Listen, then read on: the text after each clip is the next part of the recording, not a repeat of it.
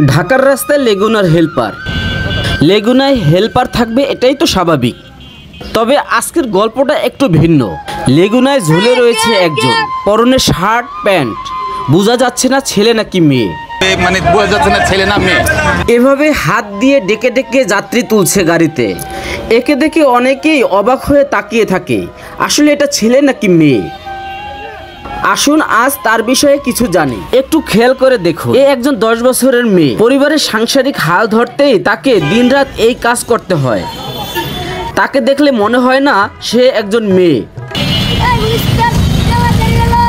এই মেয়েটির বাবা নেই, তার মা ইট টানার কাজ করে।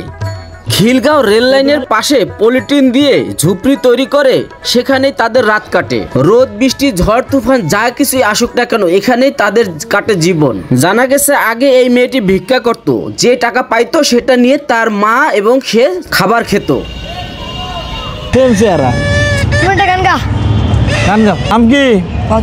সে যখন একটু বড় হলো লজ্জায় সে ভিক্ষা করা ছেড়ে দিল।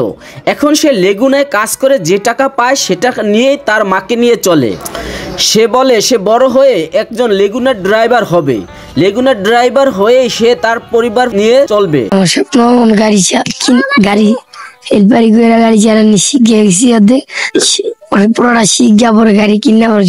ফুটপাতে অন্য ছেলে মেয়েদের মতন সে নষ্ট হয়ে যেতে চায় না, সে চায় নিজের পায়ে নিজে দাঁড়াতে, কাজ করতে। তাই সে লেগুনার হেল্পারি করছে, পাশাপাশি সে ড্রাইভিংটাও শিখছে। তার ওস্তাদের পাশে সে গাড়ি চালানো শিখছে।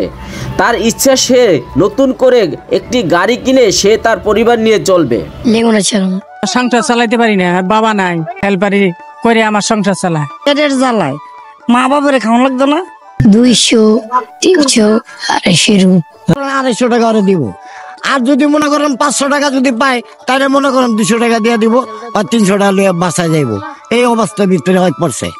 বাবাহারা এই এতিম মেয়েটিকে দেখে নেটিজেনরা বিস্ময় প্রকাশ করেছেন। 10 বছর বয়সী ইমা পরিবারকে নিয়ে দুমুঠো ভাত খেয়ে বাঁচতে চায়। যদি সমাজের বিত্তবান লোকেরা তাকে একটি সুন্দর জীবন গঠনে সহায়তা করত তাহলে সে খুবই খুশি হতো। ইমা যেই লেগুনা চালায় সেই লেগুনার ওস্তাদ বলেছে ওর যদি বয়স হয় তাহলে ওকে একটি লাইসেন্স করে দেব, আর যদি কেউ সহযোগিতার হাত বাড়িয়ে দেয় তাহলে লেখাপড়ার সুযোগও করতে পারে। যদি কারো সহযোগিতা না পায় একদিন সঙ্গদোষে হয়তো তার জীবন ফুটপাতের ছেলে মেয়েদের মতো নষ্ট হয়ে যেতে পারে। পরিবারের হাল ধরা এই 10 বছরের মেয়েটির পাশে সবাইকে দাঁড়ানোর অনুরোধ রইল। আসুন সবাই মিলে এই মেয়েটির পাশে দাঁড়াই।